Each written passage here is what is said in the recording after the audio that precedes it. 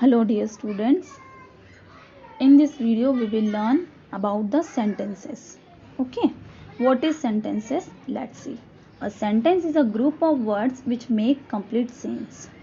Sentence ऐसा word होता है, ऐसा वर्ड का ग्रुप होता है जो क्या होता है, जो आपको एक कंप्लीट सेंस दे, मतलब आपको उससे पूरा मीनिंग समझ में आए. Okay, a written sentence begin with a capital letter and ends with full stop, a question mark और a exclamation mark. एक सेंटेंस जब हम उसको रिटन फॉर्म में लिखते हैं तो always we start it with a capital letter and ends with full stop और अ क्वेश्चन मार्क और a exclamation mark. Okay, a sentence can be a statement, a question, a command और a exclamation. There are 4 types of sentences also. Okay, sentence जो है वो या तो एक statement हो सकता है, जनरली जो नॉर्मल हम बात करते हैं वो एक स्टेटमेंट हो गया. क्वेश्चन हो सकता है, वी आस्क, हम जनरली एक दूसरे से क्वेश्चन भी करते हैं. कमांड हो सकता है, कोई हमको ऑर्डर देता है, वो कमांड होती है. एंड एक्सक्लेमेशन, जहाँ पर हमको किसी भी चीज़ को देखकर बहुत ज़्यादा आश्चर्य हो. Study the following examples. यहाँ पर एग्जाम्पल्स दी हैं. Let's see. She is using the computer. This is statement. Have you switched on the computer. क्या आपने कंप्यूटर को स्विच ऑफ कर दिया है? It is question. Okay, switch on the computer. It is command. It is order. Okay, how useful the computer is. It is exclamation. Okay, so these are the examples of 4 types of sentences. The first sentence say or state something, it is statement. कुछ कह रहा है वो first sentence, इसलिए वो statement है. Second sentence ask about something. जो second sentence है वो किसी के बारे में पूछ रहा है. It is a question. Okay, sentence 3 tells somebody to do something. Sentence 3 में हम किसी को कुछ करने के लिए कह रहे हैं, so it is a command. Okay, sentence 4 express a strong feeling. Sentence 4 है जो हम क्या कर रहे हैं, उसमें एक स्ट्रॉन्ग फीलिंग को एक्सप्रेस कर रहे हैं, so it is an exclamation. Okay, here are further examples. Statements. The moon goes round the earth. Good peoples work hard. Question, what are you doing? How long have you lived here? Command, close the gate. Don't make a noise. And the exclamation, how clever he is. What a good idea. Statements are also called declarative or assertive sentences. Now we will read the types of sentences. There are 4 types of sentences. Declarative or assertive sentences, interrogative sentences, imperative sentences and exclamative sentences. Okay, so what is declarative sentences? Let's see. Statements are also called, when we give the statement in our sentence, मतलब जब हम sentence में हमारा statement देंगे, so it is called a declarative or an assertive sentence. Okay, they and with a full stop. ये जो हैं assertive sentence और डिक्लेरेटिव सेंटेंस जो होते हैं वो हमेशा फुल स्टॉप से क्या होते हैं, फिनिश होते हैं. ओके, एंड होते हैं. Question are also called interrogative sentence. Question जो होते हैं, क्वेश्चन जिसमें हम पूछते हैं, ओके, तो क्वेश्चंस जो होते हैं उनको हम क्या बोलते हैं, interrogative sentence. They and with a question mark. और हमेशा जो इंटरोगेटिव सेंटेंसेस है वो क्वेश्चन मार्क पर एंड होंगे. Command can be called imperative sentence. Command को हम इम्परेटिव सेंटेंस कह सकते हैं. They usually and with the full stop. Imperative sentence हमेशा किस पर यूज एंड होंगे, फुल स्टॉप पर.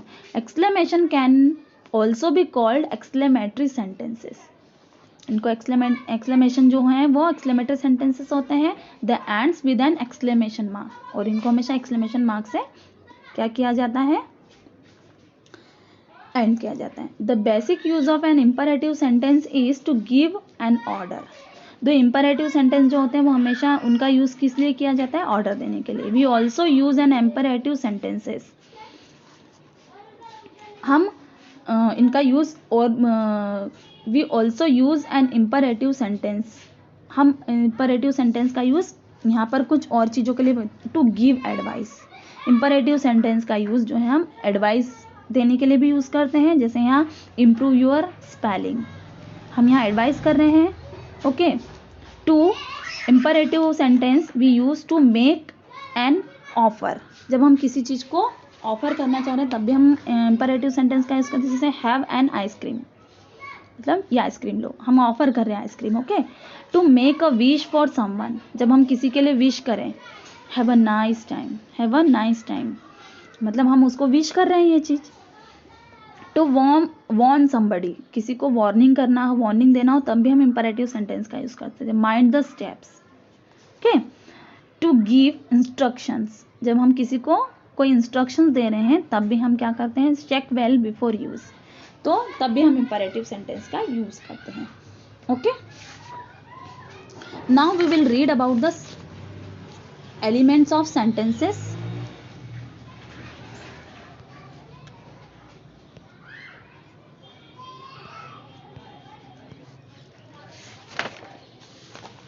Okay, elements of sentences are the subject and a predicate. We will read about the subject and a predicate. What is subject and what is predicate? Sentence में subject होता है और predicate होता है. The part of a sentence which name the person or a thing that we talk about is called the subject. Sentence में हम जिसके बारे में बात कर रहे हैं वो person हो सकता है, thing हो सकता है ना, कोई name हो सकता है, तो उस name को हम क्या बोलेंगे, subject. And the part which contains the verb and tells something about the subject is called a predicate. और जो पार्ट बचा हुआ है जिसमें क्या है, वर्ब भी है, उसके साथ में वर्ब भी होती है ना, और जो सेंटेंस जो सब्जेक्ट के बारे में आपको कुछ और बताए, that is called predicate. Okay, study the sentence in which the two parts are separated.